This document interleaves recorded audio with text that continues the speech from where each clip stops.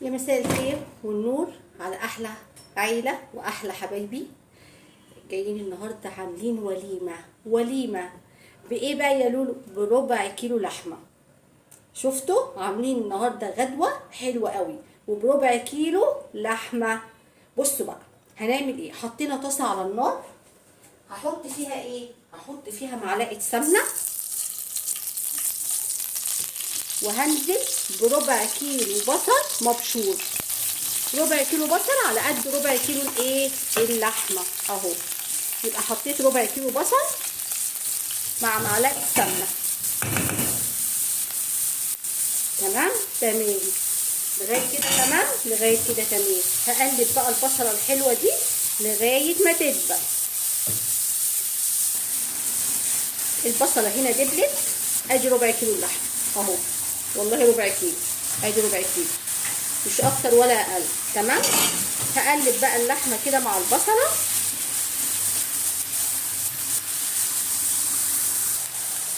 هنا اللحمه اتعصجت، هنزل بقى بشويه فلفل حلوين كده. تمام. انا بقى هحط تومه، حته توم كده، دي برضو اختيار من عندي، يعني انت مش عايزه تحطيها ما تحطهاش، عشان بس بتدي اللحمه طعم وريحه حلوه.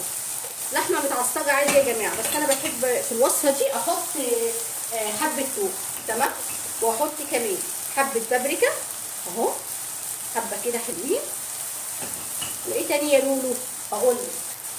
واحط كمان الملح، حبه ملح كده. وايه تاني؟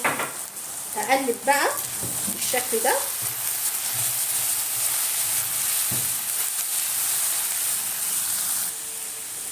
معلش المقطع ده اتقطع، كنت فاكره انا بصور وبصورش.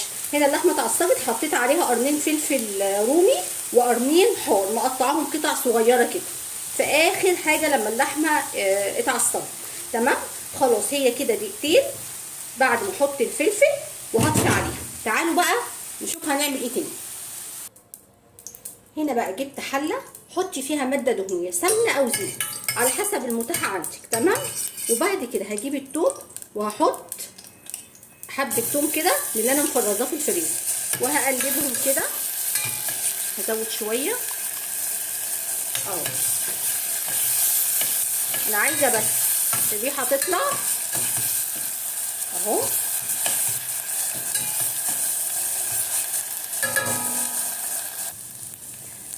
هنا التومه اهي شوحت. هنزل بايه بقى؟ هنزل بالطماطم. بسم الله الرحمن الرحيم.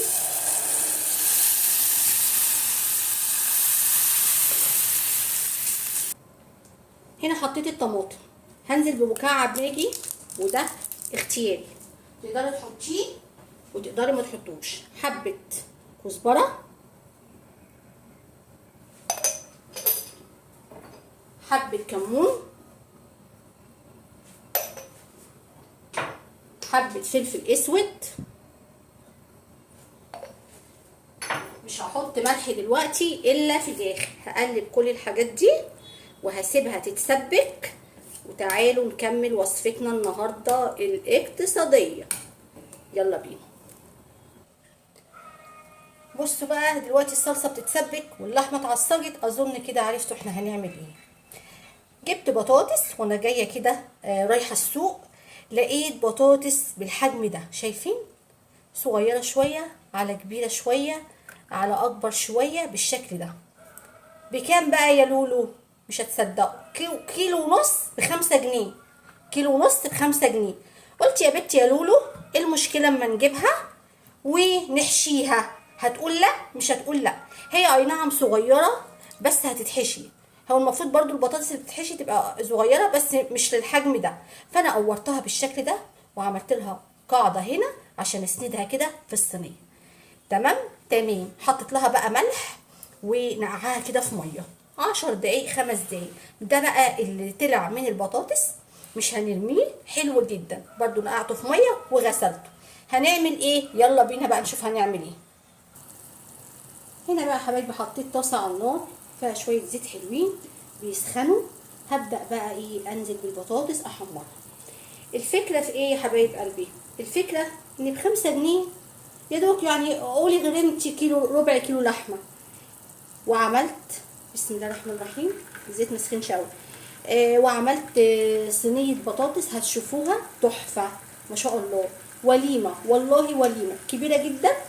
وكانت البطاطسيه بقى كده ايه حلوه، يعني ما تقوليش حاولي توفري.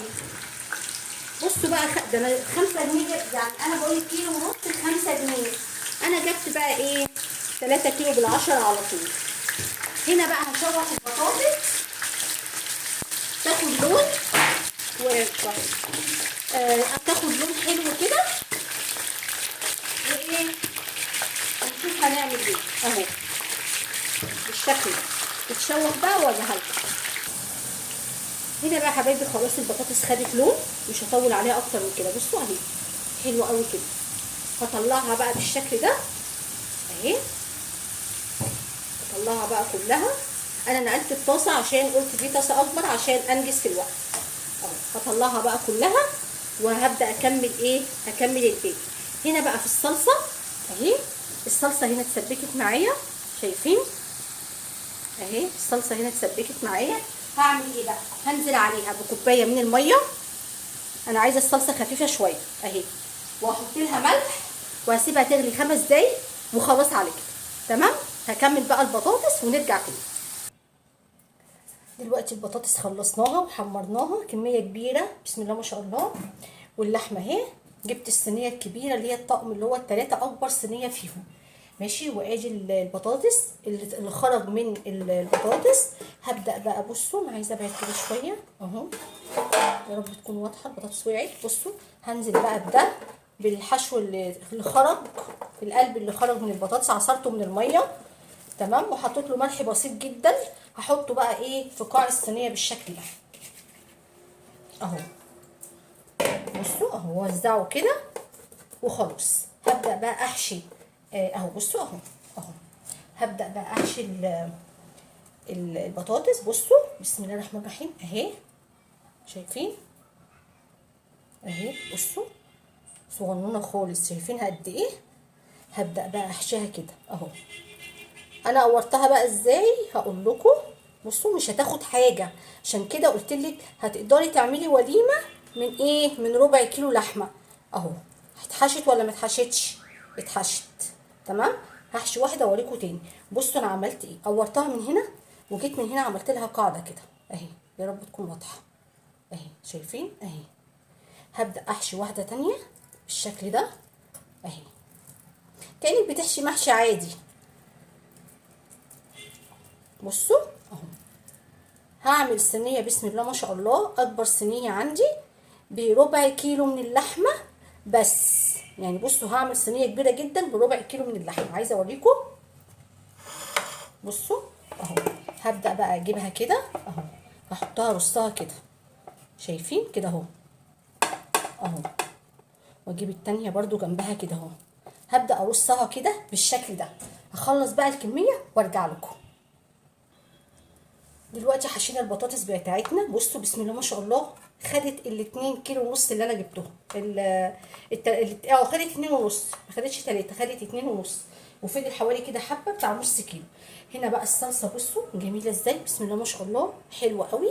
هبدا بقى اعمل ايه، اخد بقى من الصلصه دي كده اهو وابدا ارش على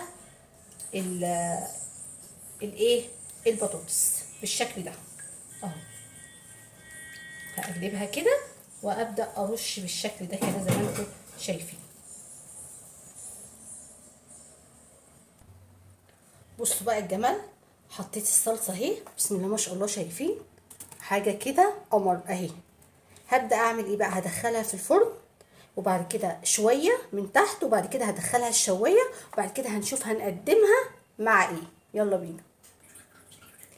دلوقتي الصينيه بتاعتنا طلعت من الفرن. خدت في الفرن من تحت كده حوالي ربع ساعه وعلى الشوايه اديتها لون وبقت بالشكل ده. تعالوا بقى شوفوا قدمتها مع ايه. بصوا هنا حبايبي انا قلت اكسر اللون الاحمر دوت فاديتها شويه بقدونس كده من فوق اديتها شكل جميل جدا. تعالوا شوفوا بقى قدمتها ايه مع ايه. بصوا بقى عملت طبق رز ابيض ولا شعريه ولا غير شعريه. بصوا الجمال بسم الله ما شاء الله شايفين شايفين الرز، شايفين البطاطس. والله يا جماعه اقتصاديه جدا، حبيت على قد ما اقدر اعملها لكم اقتصاديه. بربع كيلو لحمه عملت وحياه ربنا 2 كيلو ونص من البطاطس اللي انتوا شايفينها دي، زاد بالظبط حوالي نص كيلو. وكمان عملت رز ابيض مش بشعريه، يعني مش شرط تجيبي شعريه، رز ابيض لايق جدا معاها، تقدري تعمليها مع مكرونه مع اي حاجه. وده كان فيديو النهارده، يا رب يكون عجبكم حبايب قلبي. ما تنسوش اللايك والشير لو انت استفدتي بحاجه بسيطه حتى. ما تنسيش اللايك بتاعي والاشتراك في القناه وتفعيل الجرس عشان يوصلك مني كل جديد. والسلام عليكم ورحمه الله وبركاته.